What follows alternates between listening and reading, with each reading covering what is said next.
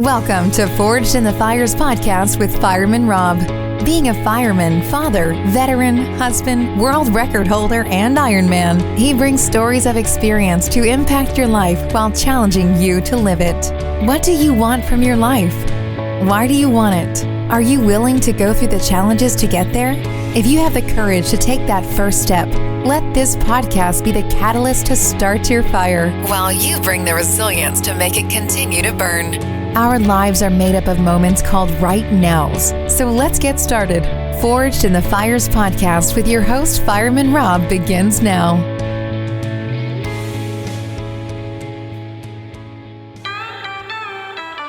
We got the same blood, stay by your side, it's ride or die, we've got the same. All right, welcome back to Forged in the Fires podcast. I'm your host, Fireman Rob. Today I actually could probably switch spots with this gentleman because he's the host of Breakfast with Bob, Babbittville Radio. He's the co-founder of CAF. He is a man among, he's like a myth. He's like a legend. He's an Ironman and USA Triathlon Hall of Famer. He just won the Lifetime Kudos Contributor Award from Global Triathlon Awards. Without further ado, Mr. Bob Babbitt, thanks for joining me. Robbie, I think I need to bring you with to introduce me at every event. I love that. Thank you. I'm in. We've been friends for a while, and we've gotten to go through so much. But your legacy, and I love this about you, is that your legacy is you are the most amazing storyteller, and you bring to life the person behind the athletes, behind the challenge athletes. What does that mean to you more than all the awards that you've had? What does that legacy mean to you that you're that ultimate storyteller? Yeah, what I love about when you tell the story of somebody, because I think a lot of times, and this goes back to really when I first found out about the disabled sports. I was working at a magazine called Running News that became Running and Triathlon News. And it's one thing to go cover a running event and talk to a runner who wins the race. And they're like, yeah, I made my move at mile 3. And that's great. But then the average person at home, do they really relate to that? And it's like, okay, right. I picked it up to a 4:30 pace and then I dropped off to 5. We can't, they're speaking gibberish. It makes no sense to us. But then I met a guy, an Olympic trials pole vaulter by the name of Jim Knob. And Jim had been, he had been in the Olympic trials, and then he was heading to track practice one day on his motorcycle, got hit by a car, and became paralyzed from the waist down. And he started doing wheelchair racing at the running events. And back then, the runners weren't that open to having something with wheels on the race at the race course. Because think about it, if you got somebody going a 5-minute mile, and then you've got a guy who's going a 3.5-minute mile in his wheelchair, you're stretching out the safety for the event, right? Oh, that's true. The police, you're blocking off intersections, all the rest of it. So, but Jimmy was so insistent. He said, well, this is a road race. I'm in a racing chair. I should be able to participate. And more than that, I should be getting the prize money. I'm winning. Right? And I'm wearing a Dalmatian suit. And, and back then, racing chairs were like 4-wheeled shopping carts. These things were so tippy and really scary. Anyways, there was something about him that was intriguing to me. And so I'm interviewing him at his house in Long Beach. And I'm chatting with him. And then I notice while I'm sitting in a chair, there's a nickel on the floor. And what's your first thought? Oh, the poor guy in a wheelchair can't pick up the nickel off the floor. So I go to pick up the nickel off the floor. It's glued to the floor. And I look up, and there's Jim Knob drinking a beer, smiling at me. And he's like, so, dude, you didn't think the poor paralyzed guy could pick up a nickel off the floor? And I'm like, guilty. And he goes, here's lesson number 1. Don't ever underestimate anyone. And that has never left me. That is something that it was so important that I wasn't going to get from covering some guy running a 4-minute mile at a race. But I was going to get that backstory and then talk to other, looked at Jimmy as the Pied Piper.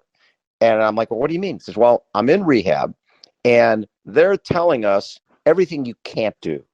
Okay, you need to get a van with a lift on it because you're never going to be able to drive a pickup truck again. You're never going to be able to do this. And he goes, I'm looking out the window, and there's some guy who's going to come speak to us named Jim Knab, and he's in a 62 Rambler convertible, and he reaches behind him and grabs his chair and flings it next to the car and basically dives into the chair, right? And rolls in to the rehab center and says, okay, they've told you what you can't do. I'm here to tell you what you can do. There was just something liberating about what he was saying and that story. And from Jimmy, then you meet Dave Bailey, who was a motocross world champion before he was paralyzed. And Knab was the one telling him, dude, wheelchair racing is going to mean more to you than motocross ever did. And Bailey's sitting there going, dude, I was making $750K a year in 1986 before I was paralyzed. How is this ever going to mean more? But Jimmy took him. He took him deep sea fishing. He went parachuting. They did all this stuff, he taught Bailey that your life is different, but it's not over, and you can embrace life the way you did before. And when you're trying to get from your van to your chair, he goes, that's an athletic event, right? When I was a pole vaulter, I got 3 shots to get over the bar.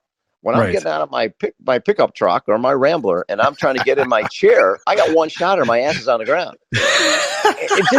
So then you meet Knab and you started covering the wheelchair races. And then actually what was funny about that is there was a bike race in La Jolla, California called the La Jolla Grand Prix bike race.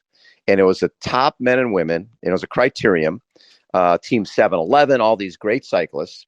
Yeah. And they had 40,000 spectators. And I was like, it'd be really cool. Imagine, because our wheelchairs have wheels. What if we added a wheelchair criterium in between the women's bike race and a men's bike race? And this is long before CAF. This is like 88. Oh yeah. This is 88, 89 era. So Richard Brine, the creator of Speed Play pedals down the line eventually, and actually the originator of the aero bars, he created those before Boone Lennon did his DH bars.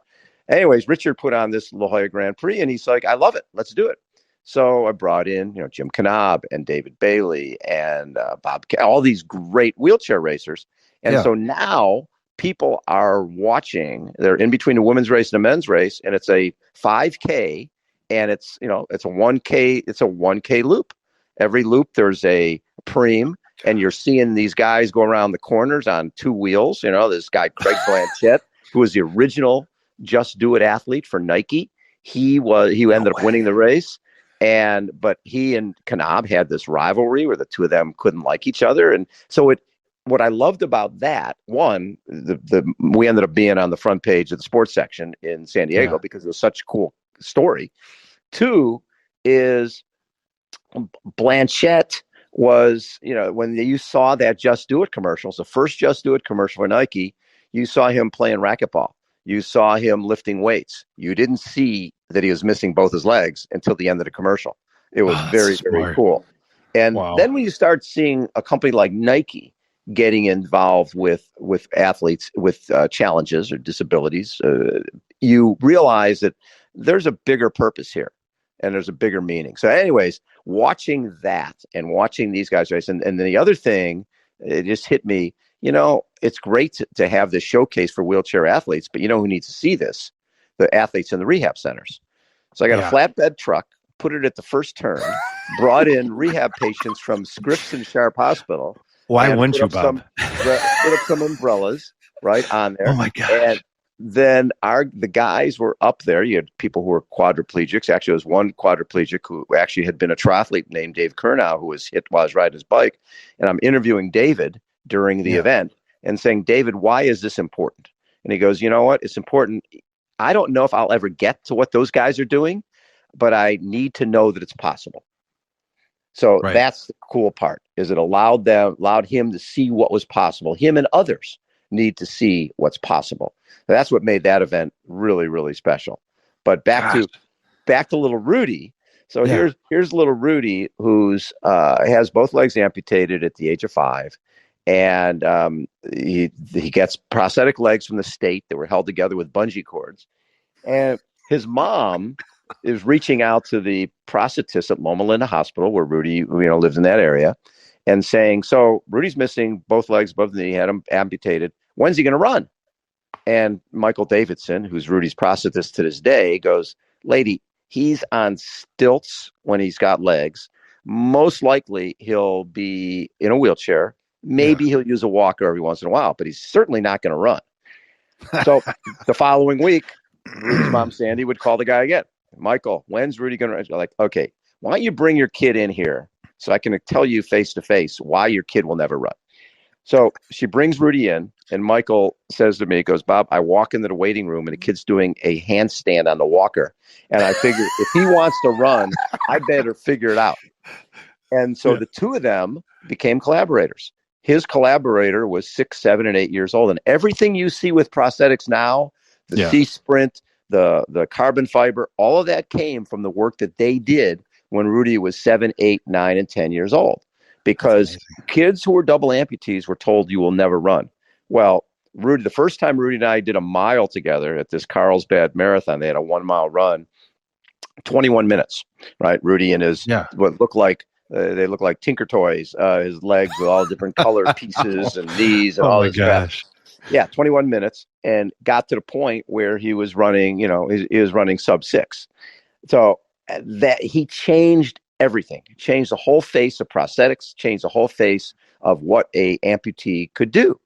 And, so Rudy was, and the cool part is, this is the thing that I'm proudest of, is Rudy now works at CAF. He's 34 years old. That's so and awesome. He works at CAF. He was just in Chicago this weekend at the auto show with Toyota. Toyota is a global sponsor of CAF, and they gave out 4 grants this weekend.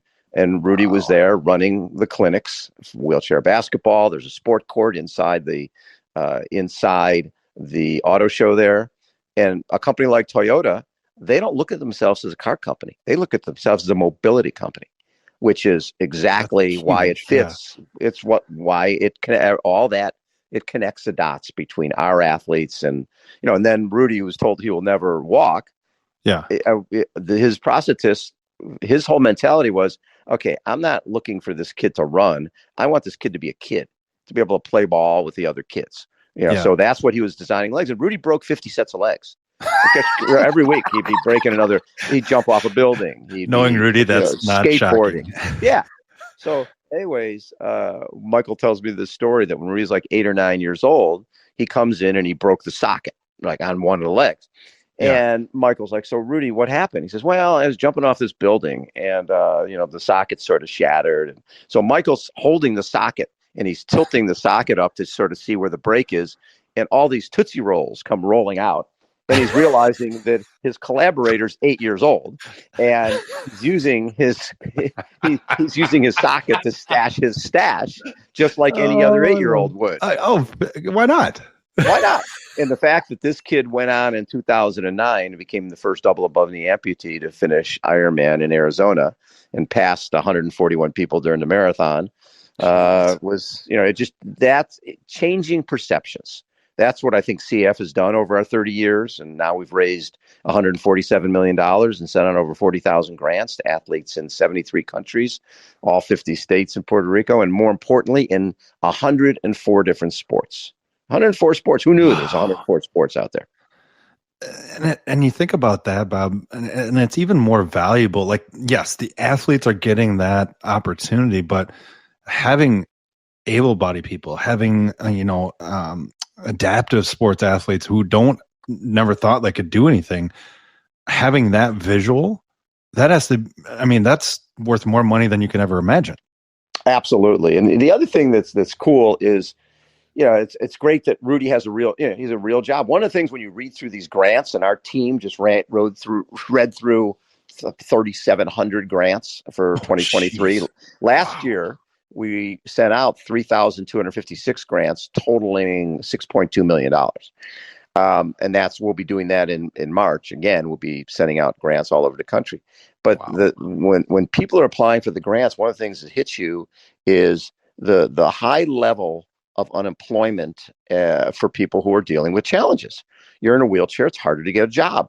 You're visually impaired, it's harder to get a job. And so you look at their income, and a lot of people they're making $24,000, $30,000, $7,000. You're like, oh my God, to get a wheelchair basketball chair that costs $5,000 when you make $18,000 a year you can't even think about it. So those being able to provide those grants and changing somebody's life through sport is the greatest gift that our team provides, is just making sure that anybody who needs help, who's a challenge athlete, gets it. Make sure you go to challengeathletes.org and you can find out more. You can donate, you can fundraise, there's so many great things that people can do. And, one of the great, I've been able to, do a few things. Operation Rebound is one of the ones that I did when I did the Oceanside that I ran for. And tell me more about that, because that's Sure. a huge component too, because there's so many different components of adaptive athletes. But this Operation Rebound really hammers home for the military and first responders. Well, and what happened was during Iraq and Afghanistan, during the war there, is like all these guys who, because of the protective vests that people were wearing, people were not dying like they used to on the battlefield. A lot of people were coming back missing multiple limbs or paralyzed. So those folks deserve and the government. The military will provide a prosthetic leg. They'll provide the equipment, but what they don't provide is a mentoring. So somebody loses an arm and they're at Walter Reed Hospital. And number one, the spiraling depression that goes with, I am part of a fraternity, sorority of soldiers. And now because of my injury, I'm gone. You feel like you've let people down. You felt like you've deserted your guys who are still there. And you're missing a body part. And when you used to feel you were Superman or Superwoman, now you're feeling lesser than. So the key is to avoid that spiraling depression, to get someone in a sport as quickly as possible. Perfect example. We had a guy named Eric McElvaney who lost his leg to an IED in Afghanistan in, I think it was fall, like November 2011. By February of 2012, he was fitted with a prosthetic leg. By the spring, he did a sprint triathlon. By the fall, he did a half Ironman Super Frog triathlon. And the following fall, being a Pittsburgh native, he ended up on the Become One chocolate milk team with Hines Ward, his hero at Pittsburgh Steelers. And that, I think it was 2013, they did the Ironman. And I think Eric beat him by an hour. Yeah. Nice. He's got to rub that in. Exactly. But the cool part is, and here's this guy who now is a father of, I think he's got 3 kids now. But usually when you go, the progression triathlon and running, you go from 5K to 10K to longer, right? Well, he's done a lot of Ironman. And then going into 2020, he decided he wanted to go for the Olympics, the Paralympics. And he made the Paralympics. And I think he finished 6th in the Paralympic Games. He's training for Paris. And he's hoping to go to Paris. And actually, my favorite Eric story is when he first lost his leg, he received the blue placard, the handicap placard that you can hang on your windshield or hang on your rearview mirror. And he's got it. And he's like, I'm never going to use this. And he threw it away. Well, the following year, he gets it again, comes in the mail, and he says, you know what? I'll keep it in the glove box. You never know.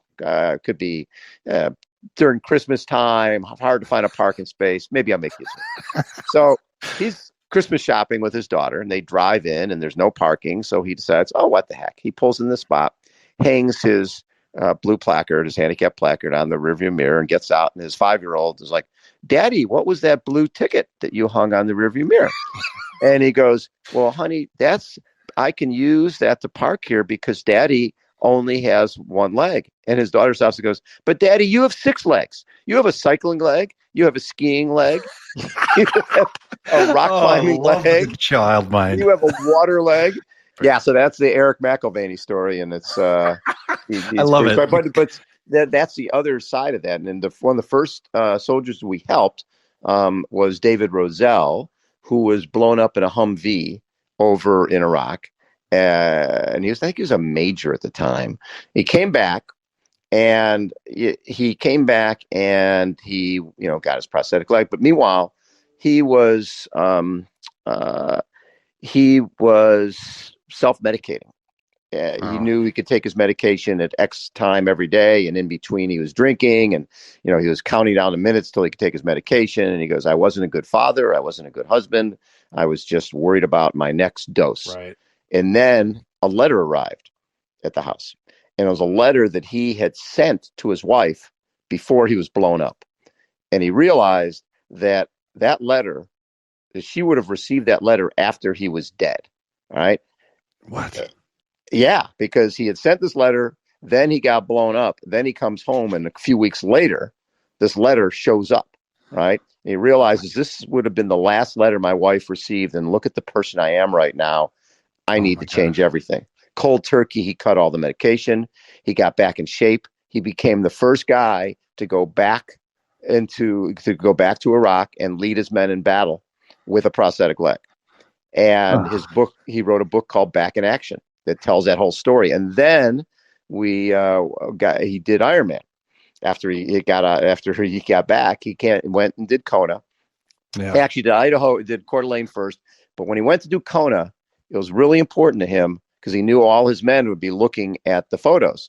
So before he finished, he stopped a quarter mile from the finish, got a sponge, toweled off, and when he comes across the line, he's saluting and he's looking strong and powerful. And that was really important to him to not look like he just made it, but to look like, hey, I am back. I am all the way back. Wow. That's so powerful. And then we expanded Operation Rebound to include not just military, but all first responders. So we have a woman named Shelley Tebott, who's from New Jersey area and worked in a prison, and a 500-pound food cart hit her from behind and basically blew out her leg. And she tried to save that leg forever and ever and ever. And I think it was like 10, 12 years, tried to save the leg, and gained a ton of weight. And her daughter climbed up on her one time when she was in the hospital for another one of her operations. And it was like, Mommy, will you always be injured? And I was like, oh my God, how do I deal with that? And so what happened is she was somehow found the Challenge Athletes Foundation grant site, and she asked for a hand cycle. And Nico Marcolongo, who runs our program and is an amazing personality, Nico immediately responds and is like, hey, you know what? We've got a clinic coming up here. Our San Diego Triathlon Challenge is coming up. Let us fly you here to San Diego. And she goes, so here's this strange guy. I don't know who the hell he is. I've never been out of New Jersey. And he's saying he wants to put me on a plane and fly me to San Diego. I'm like, how sketchy does this sound? Yeah, exactly. But she does it. And so she's at there when our bike ride comes in, and she sends a photo. She sends this photo to her husband. Should I know this guy? It was Bill Walton riding in. On his, my gosh. Riding a bike. And her husband's like, Bill Walton is there?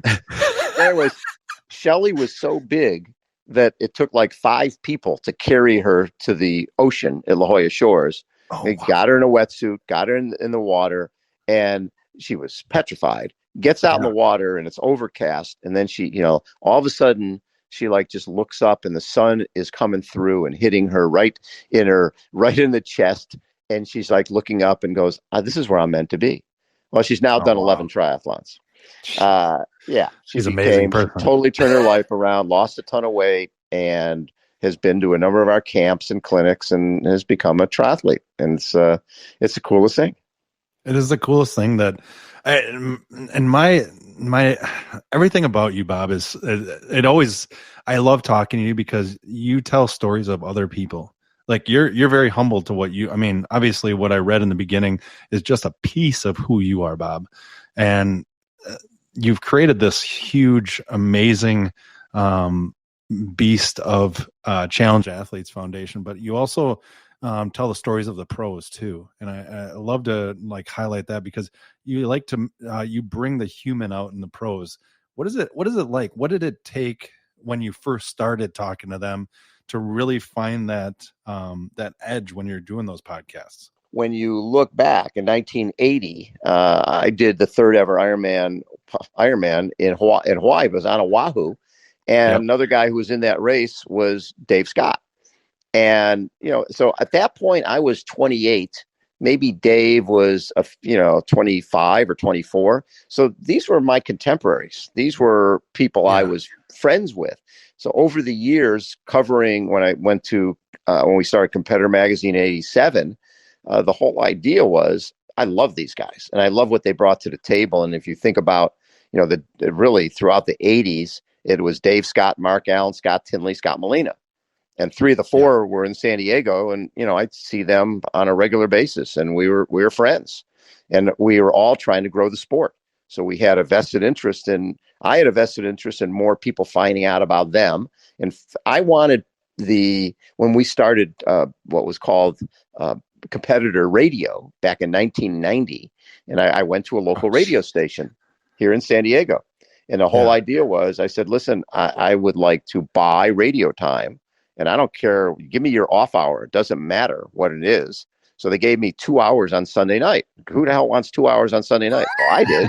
It was perfect for us because we'd sum up what happened over the weekend, sum up the different running events, triathlon events. But in the meantime, so somebody who listened to sports radio was listening to about interviews with Magic Johnson and Wayne Gretzky and all these big names. Well, then they'd hear an interview with Dave Scott, Mark Allen, Paul Newby-Frazier, Davis Finney, Alberto Salazar, Lance Armstrong. And they would go, well, if they're on sports radio, they must be important. Right? That was my whole mentality. I wanted our athletes to be accepted and looked at as special because they are. And over the years, it's just gone from, Dave Scott, Mark Allen to Chris McCormick, Craig Alexander to Daniela Reef and Lucy Charles Barkley. But the thing, what's the same is Dave Scott was a swim coach. Mark Allen wanted to potentially go into medicine. Scott Tinley wanted to be a paramedic. Jan Frodeno's mom got him into swimming because she was scared he'd die in the surf in South Africa. No kidding. Sky Monch, when we were interviewing Sky Monch at Salt Lake in St. George for the St. George World, the Ironman when I was in St. George, the World Championship, we were at Zion's Bank doing the interview. And she goes, you know what? I was a teller at Zion's Bank. And when she graduated high school, Sky's parents basically said, we cannot afford college for you. If you decide to go to college, you're going to have to pay for it. So she cleaned houses and she worked as a teller as she graduated with owing nothing with her CPA. And, so the person watching or listening at home understands that they think that our athletes were like LeBron James or Ronaldo. They were identified as young superstars and they were funded and coddled. And no, Sky Monch worked her way through college to get a CPA and then found out that she had a talent for triathlon. Right. Wow. Chris McCormick had a great job. His whole growing up, everything was about education. He had a great job as an accountant he had an office overlooking Sydney Opera House, in the Sydney Harbor.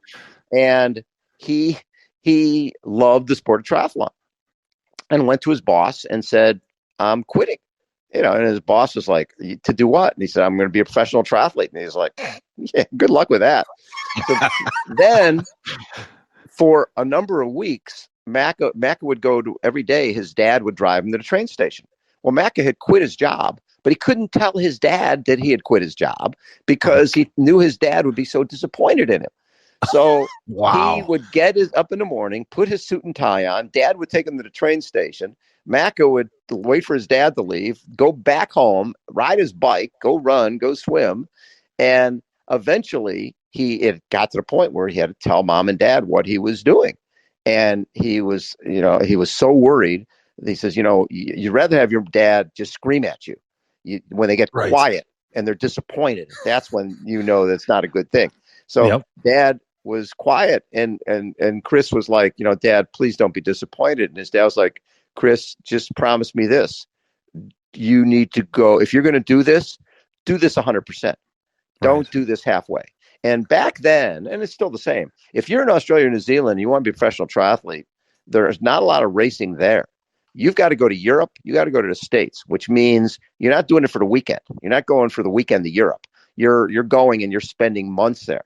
So Macca went to Europe, and there was a series in France where you could race on Friday, then take a train to Switzerland overnight, and that way you don't have to pay for a hotel, and then race on Saturday and Sunday, and then figure out where you're going to stay the next week. So he in one weekend he made $1,000 and thought he was the richest guy in the world, and and that guy became a 2-time Ironman world champion and the best in the world. But it wasn't because he was coddled or put through some program. It's because as a person listening can relate to, it was because he believed in himself and because he believed in this sport, that the sport would change his life for the better. So I think those stories resonate because, also the other cool thing is when I'm with Chris McCormick or Mark Allen or Jan Frodeno or whoever, or Lucy, I can sit down and say, hey, Lucy, we were both racing in St. George together. How was the wind for you at mile 30 of the bike? How was the bike course? How was the run course? I can't go and tee it up with Tiger at the Masters. I can't go and play with Federer at Wimbledon, but I can be in Kona treading water with the greatest athletes on the planet, racing the same course on the same day. There's just something unique about our sport that changes lives in so many different ways. I love that. You can go to Babbittville.com and you can listen to all the great, amazing interviews that Bob does. Also, again, I want to mention challengeathletes.org. You have a wonderful book, too, called Never a Bad Day. You can check that out on Amazon. I love that. Your stories, man. We need to make even a bigger book than just Never a Bad Day. I love it. I've appreciated you having being on here today, Bob, and I always end with the same 3 questions. Are you ready? Yeah, I'm ready. All right. If you could go back to your 18-year-old self, being 25 now, it's not that long ago. It's not that long. It's a couple of years. Yeah. What would be one piece of advice that you give yourself at 18? Phew. At 18, I wish I had heard what Jim Knob told me when I was a little older. Don't ever underestimate anybody.